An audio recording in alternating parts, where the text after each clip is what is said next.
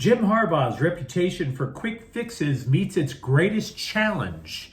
Can he actually overcome chargering? Hi, I'm James with Faithful Angelino Sports with a preview of Chargers football for 2024. If you enjoy talking about the Bolts, don't forget to subscribe to the channel. We talk Chargers football almost every day here.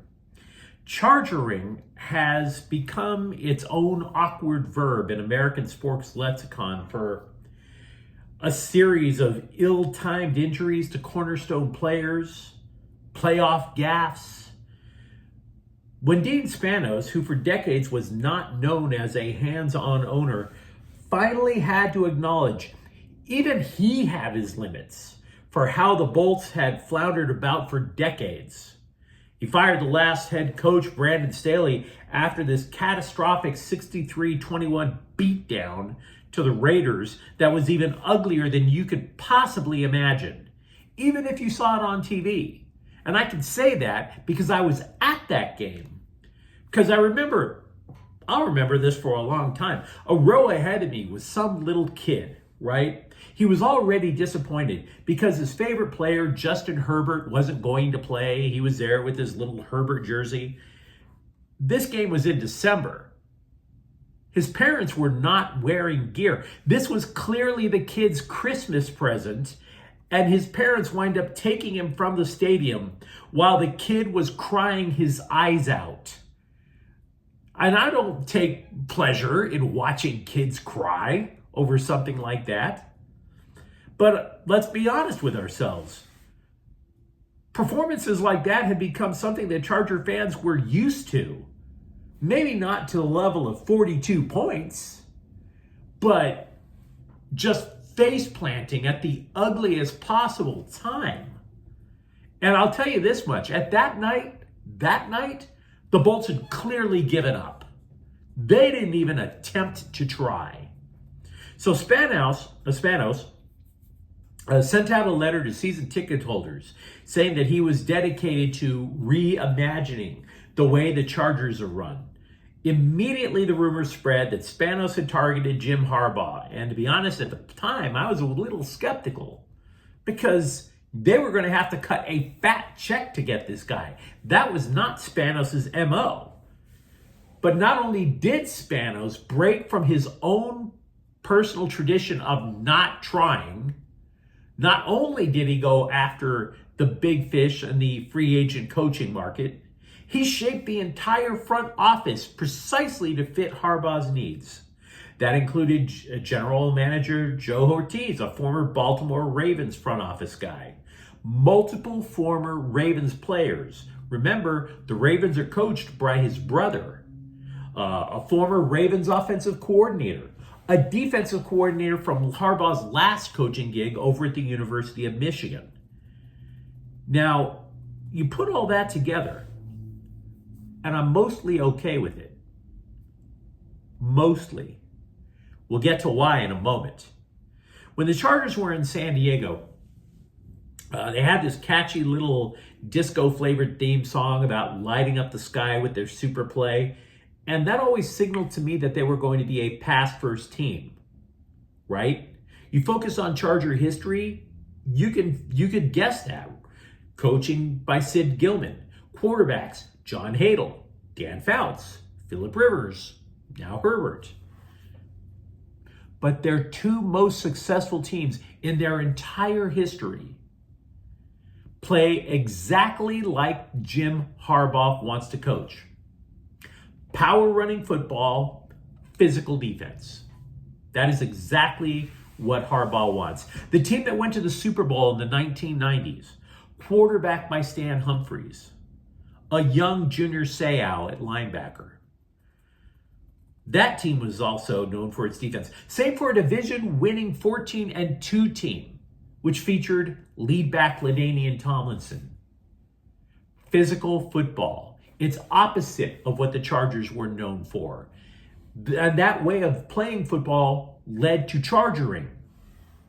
What about the Harbaugh way? See, Harbaugh arrives, and considering what he accomplished at Stanford, not only at Stanford, but with the 49ers, with Michigan, it's really hard to bet against him. So he comes in and he creates almost instantaneously a franchise-wide culture shift. Just look at the wide receiver room alone that was just purged immediately because of salary cap issues. Team icon Keenan Allen traded to Chicago. Mike Williams released. The big signing for the Chargers in the offseason was tight end Will Disley, who's not going to be catching passes out there, guys. He was the best blocking tight end available. So this is, again, not about lighting up the sky with our super play. Harbaugh is making no bones about what he wants to do. He's been talking about it all summer. This is going to be intelligent smash mouth. The idea is to ask less of the arm of Justin Herbert, because Herbert has set numerous franchise records in 5 years. But now he's getting injured. And despite entering his physical prime right now, he has 0 postseason wins. So they took that money that became available. They added a former Ravens center in Brad Bozeman, a first-round draft pick in Joe Alt. Now, the offensive line didn't get completely rebuilt, but one of the things that offensive coordinator Greg Roman likes to talk about is how to get more muscle at the point of attack. They choose a lot of different blocking schemes to try to make that happen and confuse the opponent. More angry blockers. So whoever becomes the lead back in this offense, be it Gus Edwards or J.K. Dobbins, they're going to have people in front of them. People like us, we look at skill players as offensive weapons. Harbaugh, Roman have both said they look at the offensive linemen as the real weapons. And this is going to be necessary again because Herbert is now injury prone. He's even missed part of training camp this year with a foot problem. And the other reason is now, because of that salary cap problem that the Chargers had to escape, they don't have a wide receiver room anymore. They like draft pick Ladd McConkey, but free agent signee DJ Chark is already on injured reserve. Quentin Johnston still has trouble with the most basic element of his job, catching forward passes. Harbaugh is an odd bird, to be sure.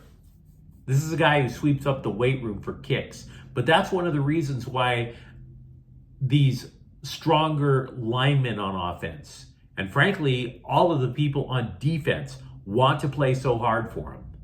They see his attention to detail, and they want to follow suit. So if you look on defense, the big change on defense that I think Bolts fans will come to appreciate is free agent tackle Poona Ford, who should be a pretty good potential solution for a long-term problem. Run defense. Khalil Mack and Joey Bosa both accepted pay cuts in order to buy into Harbaugh, but there aren't too many years left for both of them. Mack is 33. Now, having said that, very few teams can match the Chargers' pass rush talent and depth. Tuituli Polotu is a potential star. You could also easily imagine for this year, the Chargers sending all 3 of them on an all-out assault on the opposing quarterback. There were more changes for the salary cap. Both inside linebackers left. Kenneth Murray and Eric Hendricks, gone. Denzel Perryman replaces one. Now, it's also time, though, to ask if the defensive backfield is as good as previously advertised. Asante Samuel, in retrospect, got picked on a lot last year. Derwin James admits he played very poorly under Staley. See, Staley was addicted to X's and O's. He was asking a lot of James and kind of overwhelmed him. So, when you put that together, both on offense and the defense, it's abundantly clear. Harbaugh could not be telegraphing this any more clearly. It's about how physical the front is going to be. If you get anything from your linebackers, nice. If you get the occasional turnover or pass deflection from your defensive backfield, lovely. But this is about 2 things: setting up passing routes setting out running routes on offense, and beating the living hell out of the opposing quarterback on defense. And by the way, as for special teams, I think we could all agree, no matter what we think about chargering, special teams is just fine with Cameron Dicker. So you take all that we've talked about, you put it into the hopper, and what do you get? I do believe this will be a playoff team that will play very fundamentally sound football. That'll punch you in the face until you submit.